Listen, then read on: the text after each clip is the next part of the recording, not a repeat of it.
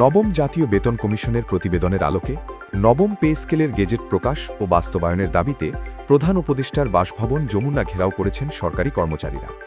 আজ শুক্রবার বেলা 11:15টায় হোটেল ইন্টারকন্টিনেন্টালের পাশের সড়কে পুলিশের দেওয়া ব্যারিকেড ভেঙে যমুনার প্রবেশমুখে অবস্থান নেন তারা।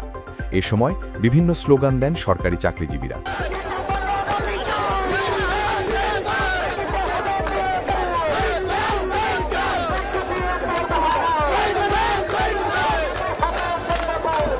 যে একটা রিক্সা চালক, একটা দিনমজুর যারা আছে তারা যখন ক্ষুধার্ত থাকে তখন তারা অটোমেটিক বলে যে 10 টাকার ভাড়া দিয়ে যখন তারা আর পোষায় না তখন তারা অটোমেটিক বলে যে ভাই এখন আমাকে 5 টাকা বাড়ায় দিতে হবে, 15 টাকা।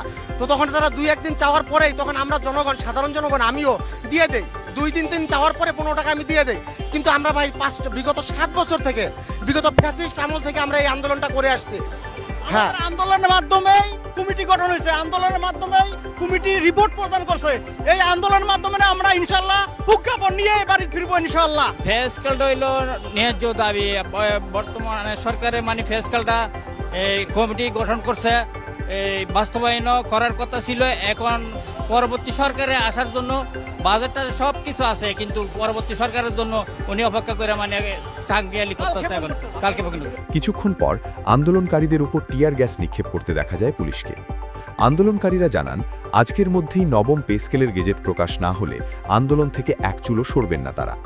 পরিস্থিতি ক্রমেই উত্তপ্ত হয়ে উঠলে কিছুক্ষণ পর আন্দোলনকারীদের ছত্রভঙ্গ করতে পুলিশ টিয়ার গ্যাস নিক্ষেপ করে। এতে সেখানে হইচই ও বিশৃঙ্খল পরিস্থিতির সৃষ্টি হয়।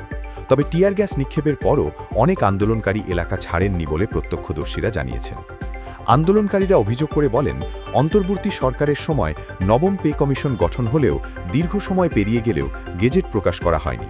বারবার আশ্বাস দিয়েও তা বাস্তবায়ন না করায় সরকারি কর্মচারীদের সঙ্গে প্রতারণা করা হচ্ছে বলেও দাবি তাদের। এর আগে সকালে ঢাকার কেন্দ্রীয় শহীদ মিনারে জড়ো হয়ে আন্দোলন শুরু করেন সরকারি চাকরিজীবীরা। সেখান থেকে মিছিল নিয়ে যমুনা অভিমুখে যাত্রা করেন তারা।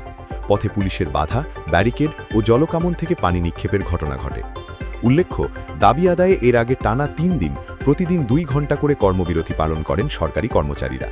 বৃহস্পতিবার সেই কর্মবিরতি বাড়িয়ে 4 ঘণ্টা করা হয়। ধারাবাহিক এই কর্মসূচির অংশ হিসেবেই আজ যমুনা ঘেরাও কর্মসূচি পালন করা হচ্ছে। সর্বশেষ পরিস্থিতি নিয়ে প্রশাসনের পক্ষ থেকে কোনো আনুষ্ঠানিক বক্তব্য পাওয়া যায়নি। তবে আন্দোলনকারীরা জানিয়েছেন, দাবি আদায় না হওয়া পর্যন্ত কর্মসূচি আরও কঠোর করার প্রস্তুতি রয়েছে তাদের। শাহরিয়ার বিন সেলিম, নিউজ বাংলা।